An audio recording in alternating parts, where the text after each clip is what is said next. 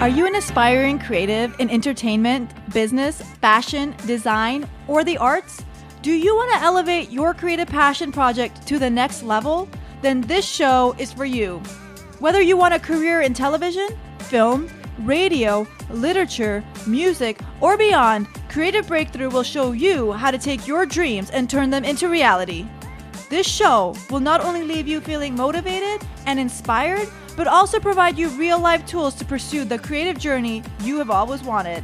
I'm your host, creative coach, and chicken wing lover, Shireen Kassab, aka the Funny Brown Girl. Yes, I have an unhealthy obsession with chicken wings. Now, get ready to flex your creative muscle. Have you ever met a celebrity and they turn out to be the most genuine, down-to-earth person ever, and when they speak to you, you feel like you've known them forever, like they're your best friend? Well, that's how I felt when I was interviewing Chaunte Wayans. Chaunte Wayans is a comedian, writer, and actress who proudly represents the new generation of Wayans legacy, making its mark in Hollywood. She was last seen in the film 50 Shades of Black. As a comedian, she has toured nationally, wowing audiences with her unique brand of comedy, featuring for comedic veterans such as Katt Williams, Russell Peters, and her uncles Marlon, Shawn, and Damon Wayans. Her comedic talent led her to become a featured cast member on MTV's hit sketch comedy series, Nick Cannon Presents Wild 'N Out. Currently, you can see Chaunte featuring on True TV's Laugh Tracks. So what are we waiting for? Let's get started. Welcome to the guest chair, Chaunte. Hey, thank you for having me. Girl, no problem. When I saw you performing a few weeks ago, I was like, my God, your set was so honest and genuine. I was like, I need to have you on this podcast. Oh, no, that means so much. You came up to me and I truly appreciate that. I hate when people are afraid to come up to me. Stupid. Well, you're like, I was a little intimidated. I was like, oh my God, like, she doesn't even know me and I'm about to be like, yo, can you come on my podcast? Well, no, people just got to have stuff to do. I mean, like stuff to really, like, what is your intentions behind something? Because anybody just comes up to you and goes, I want to do this. And that's one of the first things I ask. Like if somebody asks to follow or anything, it's like, what are you doing with yourself? Because I don't want to just see your face in a picture, like not even a good picture. You just taking close-up pictures and don't even know what you're doing. It's like, but I like what you're doing. This is dope. Awesome. Well, I'm glad that I was able to convince you. No, I love it. So one question I always like to start with when I start talking to a guest is talk to us a little bit about how and when your creative journey started. As a fetus. It always goes there, right? It's funny. I was like a computer geek kind of growing up. And when I moved out to California at 1920, I worked on Scary Movie 2. It was my uncle's movie, but I got into like the post department, which is like editing and stuff like that. So I was still kind of in that field. However, when being around the business, having the type of family that I had, because it's always some type of creative force going on, even when we were growing up. So once I got to California, I just started being in those positions. So when, one day I went to a comedy club. I say this story a lot, so it's like, but I went to a comedy club and I saw my cousin perform. And I went home and I wrote like 2 jokes down. Like meaning I couldn't sleep. And I wrote these 2 jokes out and I went and I did an open mic and they asked me to come back for the later show. And that's what kind of set me off to do that. Yeah. So like growing up, you were never thinking, I want to be in front of the camera or I want to be on stage. It was mostly, I want to be backstage doing the post-production. It wasn't even wanting to be, I didn't really care for the industry because I saw the rise of my family. So I saw how people were. I saw like, I remember being at a funeral one time and this chick coming and asking to take a picture, and it's like, you don't even have like, your privacy is crazy after you get on TV. So especially back in those days, I think because it was so, everybody wasn't a celebrity now, like how it's becoming. Um, but yeah, I was into computers. I was like really into that stuff. And I really didn't like this type of world. But once I moved out here, it just kind of like it felt like it was in me. And I was I was an introvert. I was shy. I wasn't, I was like kind of doubting myself on a lot of things. And so for me to hit that stage and be able to have a voice where nobody can kind of shut down that, shut down your voice was like the most amazing feeling for me. Yeah, I feel like that's one of the biggest reasons a lot of, especially women of color, do comedy. It's having that voice, having that ability to tell their story. And you really do tell your story. I mean, you're very open and honest about being Black, being lesbian, your story. So why do you feel like you need to be so honest on stage or even through social media? I well, there's there's so many things with suicide and people, especially with like how, people can hide behind these computers and just say so much mean stuff.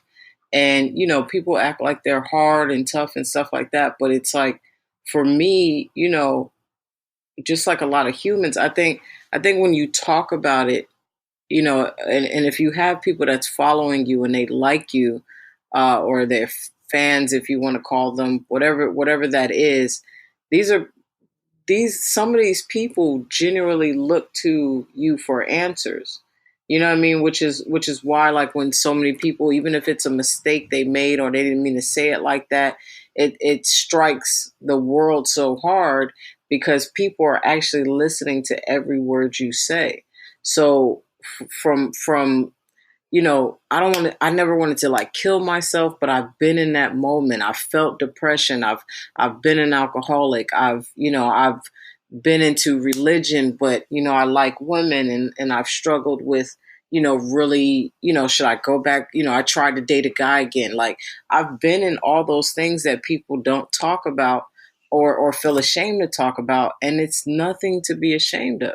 So if I could say something to strike somebody's, mind, or help a parent that's dealing with somebody just coming out, I want to be that helping hand. And we should all be open to that. That's one of the best things about Richard Pryor. I mean, he did a lot of crazy stuff, but he was open and vulnerable, and it was hard for people to judge him or talk about him because he already talked about himself. Yeah, that's very true. So when did you find your voice doing comedy? When did you realize like this is what you wanted to go on stage and talk about? I mean, I've been in it for like 14 years. So to be honest, I don't think I really became a comedian until like 4 or 5 years ago. Um, and just owning what I was talking about and where I want to go with it. So I just want to take a quick step back because in case people don't know who you are one of the Wayans, second or third generation, right? Second. Second. You're the niece of the 10 Wayans, so the five brothers and sisters. How do you address the haters who say that you kind of just were born into it and didn't have to struggle to get to where you are? I mean, there's, at this point, there's nothing you could say to people. You know what I mean? People are going to think what they think. I've honestly, like, the way I've addressed it is if I've had the opportunity, or if we both had the opportunity to be in each other's presence and we had a conversation or even hung out for a minute, all the things that people are talking about will probably go away. But I'm kind of private in a sense where I don't, I'm not in the comedy clubs every day. I'm not trying to be in people's faces. I'm not trying to see, what clique I can join with. It's like, how do I build a sanity space for myself and whoever could come in here and bring that same energy. Let's rock out. And if it's anything that don't feel right, you got to go. So those are just your opinions. I can't. I've struggled with that my whole life, and now I'm just like, what am I gonna do? Yeah, exactly. So how are you like, how do you step out of that shadow? How are you working on just being your own person? Well, to be honest, I actually just like I'm, no longer touring with them to try to build that path for myself. And it's really just about, like I said, speaking about what I talk about and trying to produce stuff and projects that can show my talent. You know what I mean? 'Cause that's really all it is. They're gonna come though, and the haters are gonna be blocked out. Oh They're yeah, gonna always be there. you're always going to have haters. Yeah. Do you ever feel like it's a hindrance, kind of like when you go on auditions, people expect something from you just because you are a Wayans? Oh, for sure. I mean, with stand up in the beginning, it was like that. We would have to. I remember my Uncle Damon taking us on tour, and we only had like two jokes, and them, going, "Hey, you ain't funny," or "You ain't a Wayans," whatever the case may be. But then you go into the auditions, and that's one of the first things they ask, like, "Oh, you're related? I used to work with your uncle," or so it's more so. It's just pressure, when you go do shows and you're introduced by your family's credits. It's all just like extra pressure. Like, why can't I just be me? And Mm-hmm. you judge me on that. Yeah. Did you ever think of using a fake name like Damon Jr. did? No, because it didn't even work for him. That's true. You know what? I actually used to go by New York. That was so corny. I think I did that for like 2, 3 years. Oh yeah, on stage they'd introduce you as like, let's hear it for New York. Yeah, it was like the corniest thing. That's funny. I've never heard that before. Yeah, it was so corny. But people still were like, no, we know who she is. Well, more so Damon because Damon looked just like his Yeah, dad, and he so does. it was like if I wasn't around my cousin, then it was different. But if the word got around quick, so people knew, like I was getting booked for spots when I didn't have much material, but they would have me on the billboard, like on a big poster, and I was only doing 5 minutes. I was like, I don't even know if this is gonna be funny. That's funny. It's like Richard Pryor's son tried that too, and it did not work for him. Nah, you can't. Well, because people, you can't go on stage being somebody else, right? Like the impression and stuff was great. People want to know about you, and that's why like the storytelling for me is it works for the most part because you're learning something about me. You know what I mean? Even if it's elaborated or if it's, if it was silly, like there's some truth in there. Mm. So I think because people are so intrigued by his father, they just want to know what he's like and what it's like to have that dad. Hmm. Yeah, no, that's true. I mean, like you said earlier, it's all about being yourself on stage and being honest with the audience. And you mentioned something. You had mentioned like you had dealt with alcohol, and you talk about it on stage. What do you feel like that pressure to drink came from comedy, and how did you go about quitting? Because now you're sober, right? Yeah, yeah. Well, I mean, I think it's just the pressure of not knowing you and not being whole with yourself. And I say that because it was comedy, it was the pressure of comedy, it was my living as a shadow under my family. It was childhood stuff. But a lot of it is just about being shut down and feeling like you're alone sometimes, even in a big ass family. You know what I mean? So it's like, uh, but in saying that, this is my second time around being sober, and the first time going into rehab, uh, and then coming out and relapsing 2.5 years later. It's just realizing that there's a lot of problems that we try to fix the easy way. And for me, rehab was easy, but it didn't solve anything for me.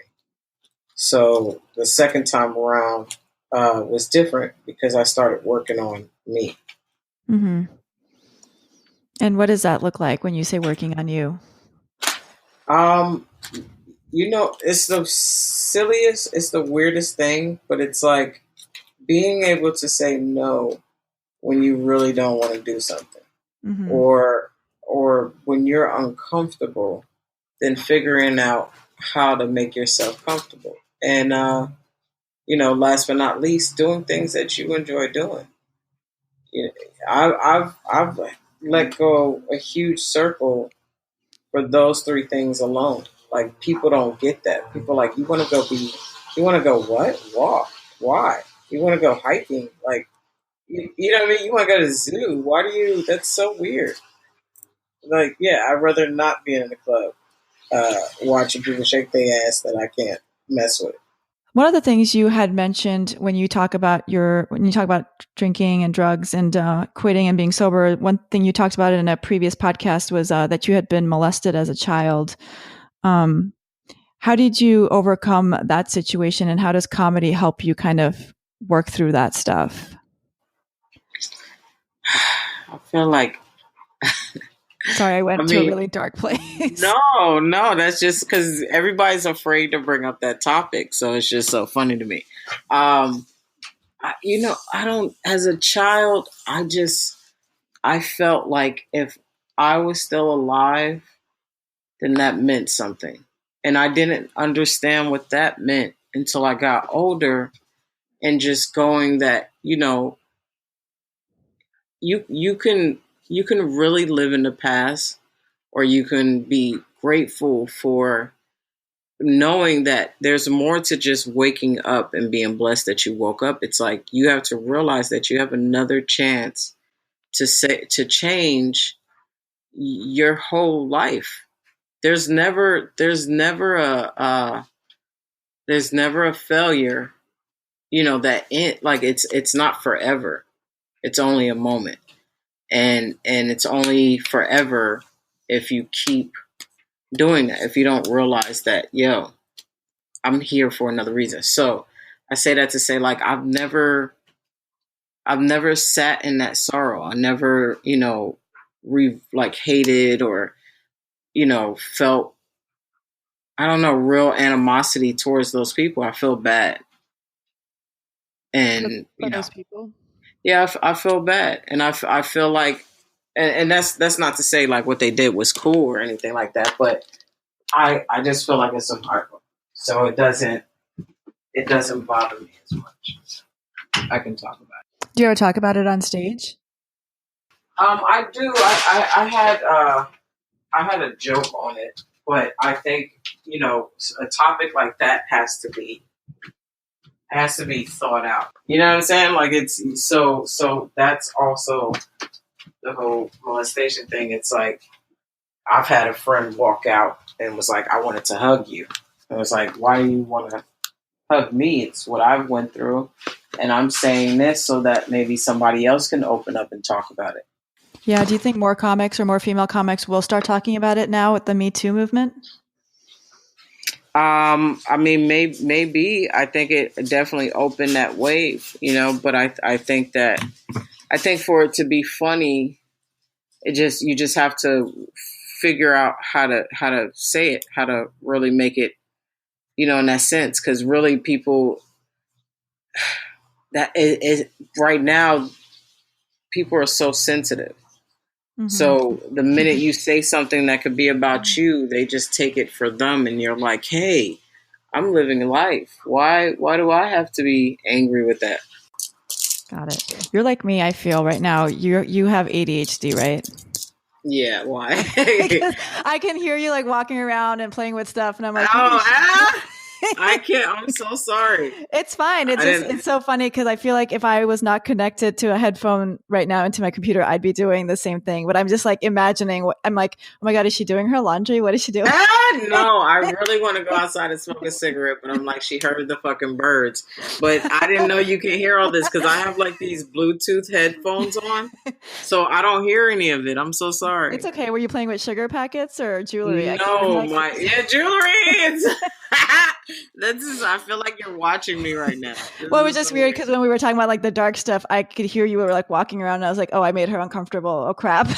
No, it's me when I get up and I have to think about what I'm gonna say. So me That's walking fine. around, you know what I mean? Because I Hmm. say stuff sometimes where people like one dude was like, I did this podcast and he was like, "When was the first time you lost your virginity?" And I was like, when was I molested? Yes, and like the whole room shut down, and so I was like, I gotta watch what I say Hmm.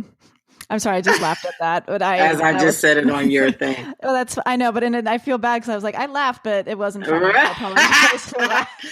No, it's hilarious. But the whole room just shut down. I was like, no, oh, okay. So now I'm like, I need to. This is so funny. I feel I want to go. I'm gonna go smoke a cigarette. That's fine. You can go. I'll listen to the birds. No big deal. See, I just you're like these freaking birds. I'm never talking to Chaunte again. Okay, This we're gonna is. go. We'll change gears to something more light. I'm fine. I'm having a perfect conversation with You actually said something really interesting when you were speaking just now. You said like there's so many opportunities for you to pave your own way right now. Can you talk a little bit about that? Because you've done a good job with like creating a brand for yourself using social media and merchandise and stuff. Like for our listeners, can you kind of give them some perspective what you mean by making your own opportunities? Well, I mean, you have to look at what you're interested in and what you really enjoy doing because a lot of this takes, it's just about being consistent. And that's why a lot of these people who may not have as much talented are winning because it's just consistency. So, with the internet, you're able to make your own videos. People are learning how to edit on their own and, do different things. And then some things you don't even have to do. So I think I say that to say like figuring out what is it that you do. If you like specific mops, like this is how simple it is. Like if you're a mop connoisseur and you were out there, trying to find the best mops and what they do as a cleaning tool, you can do something with that because there's people in the world that love cleaning supplies and love to clean or love to try new things. Like it's that simple to be able to put whatever it is you want to do out there into the world. And knowing that, with you pushing your own brand and the time for it to build, you can really build something that could be great or not great, but it could be lucrative. You know what I'm saying? Look, So what have been some of the best highs or memorable moments of your creative journey? oh man. Um, one of my moments of feeling low, uh, Robert Townsend, who I respect a lot. I have a lot of situations where I don't want to do something or I don't want to go out or something like that, and I do, and it's like you were supposed to go out, right?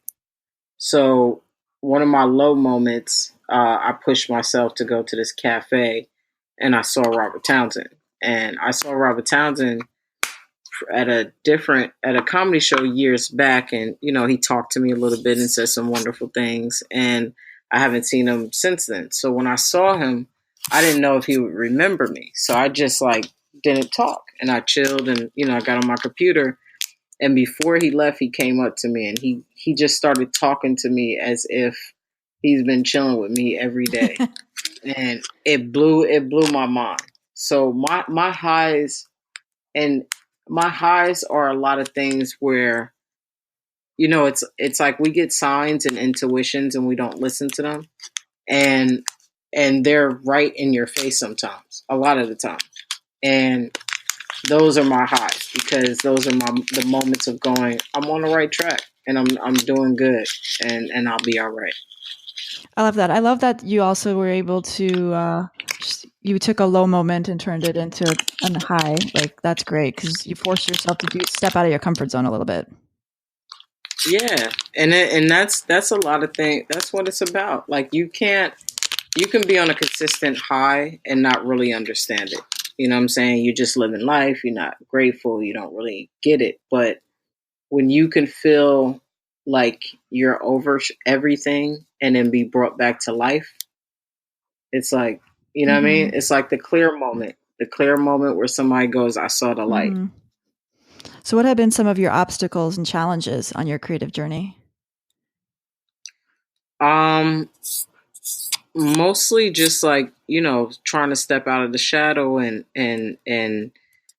having people see me for my family and me. It's like, yeah, we want to help you, but how do we get your family to help us, kind of thing. So mostly those, and again, the fact that the way I dress and, some of the stuff I talk about, people feel like it's a risk, but I think the doors are opening up, and like I said, with building my fan base and stuff like that, that's opening up a whole lot of opportunities for me. When you say risk, has someone said that to you? You just weren't the right look or something? Yeah, it's a not necessarily on the look, but just an idea or talking about you know trying to open up the LGBT world like that. They're like, that's good, but because you have to understand, like, if you get on stage and somebody else did my jokes and they were straight or male, then there would be nothing, there would be no title to this person. I just feel like he talks about relationships. But for me, because it's women, I could be labeled as a gay comic. So it's like, why, why even have to put that out there? Because then when people hear gay comic, they think, oh, she might be talking about dildos, or he might be talking about getting, screwing dudes. Like, I don't want to hear that. Yeah, which is totally the opposite of what you do. So it's interesting. Right. It's like they have their own perspective. Yeah. As soon as you label something. So do you try to please them and kind of work around it, or do you kind of just be your own person and say, well, this is what I'm going to do, and I'll find someone else who wants to work with me? No, I mean, there's very few things that I'll go, oh, okay, I'll work around it. I think for the most part, everybody has the same story that's successful. Not everybody, but most of the people, right? When you look at like the Jim Carreys, the Wayans, the whoever started from the bottom, now they're here. It's all about, no, everybody told me no, they didn't believe me, blah blah blah, and now I'm here and keep doing what you're doing. And really, that's what it is. It's in believing in yourself and using all platforms to be able to show that brand, because you don't have to change. You don't really have to change. You just have to be talented, and you have to have something to sell. And being attractive is not always something to sell. What would you say your goal is in your creative journey? Really to be able to open up a space for, like, I mean, it's so cliche, but just being a voice to be able to help both straight and gay people understand each other in a humorous way, and to really be able to help people through whatever it is that they enjoy doing and understanding that, and not doing for the world. Yeah, no, that's awesome. I think especially, I mean, this sounds cliche too, but in today's political environment, I think that that's really important, is understanding each other. So what advice would you have for creatives on their journey? Be you and don't be afraid to fail. Each time you do, you'll get better. I love that. That's super important. Super important. Well, you're a Wayans. Have you ever failed? Oh, hell yeah. I mean, I fell all the time. But, I fell in different ways, but it's like, my all my failures have been like, oh, okay, I get it now. I do this better. You become a student, you know what I'm saying? So it's like you're just constantly trying to graduate or pass that next level. But the beauty is this, and this is so important to me, but the people that stay with you on your journey, they will understand that growth. everybody, these new fans and these new people that come and support you, they're coming off the hype. You're building right now to get real fans that really that Bayhive. You want the Bayhive Yes. fans, but eventually they'll all come. So you want them to come as you are, because when I think people get depressed and they put themselves in different situations once they make it, because that's never who they wanted to be. So you're constantly having to live that lie. And if you can make something out of your true self, you'll be fine. Yes, I love that phrase too. Bayhive fans, everyone wants those. Those are the best. They just attack you and fight. So let's jump right into the lightning round. Lightning round, I'm going to ask you 5 questions, rapid fire. Just tell me the first thing that you think of. Okay. What is the best piece of advice you've ever received? Be you. Be you. Okay. There you go. What's your definition of success? Loving yourself. Truly knowing yourself. Who inspires you and why? Kids inspire. Why is that? Because they are never they don't have fear. What's a habit that's helped you on your journey? A minute a day of writing.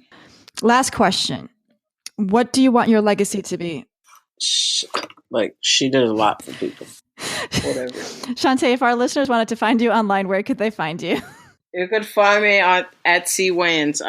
You should go to my website, cwayans.com. It's tour dates and everything. Awesome. Thank you so much for joining us today. Thank you. I appreciate it. Sorry for my delays and lots of noise. Hey, before you hit pause, did you find this episode helpful and enjoyable? If so, could you leave an Apple Podcast, aka iTunes review? It'll take you less than 1 minute and mean the world to me. The more ratings and reviews the show gets, the more people are able to find this podcast. If you're unsure how to leave a review, no worries. If you're on your iPhone or iPad, go to the homepage of this show and scroll down to Write a Review. Click on it and you'll be able to rate and review the show. If you're on a Mac, from iTunes, go to the show homepage and on the top, click Ratings and Reviews. Also, please subscribe to get the latest episodes once they drop. If you enjoyed the episode and know someone who would love it, please share. From your iPhone, click on the icon with 3 dots and then share via social media, email, or text. If you want to hear more, head over to funnybrown.com/podcast. You can also find me online. I'm on Instagram, Twitter, and Facebook at Funny Brown Girl. Also, sign up for my free newsletter for more tips to advance your creative journey at funnybrowngirl.com/subscribe. And again, if you enjoyed the show, do me a favor and subscribe, rate, and review on Apple Podcasts. Now, go flex your creative muscle and keep winning. Thank you for listening. See you next week.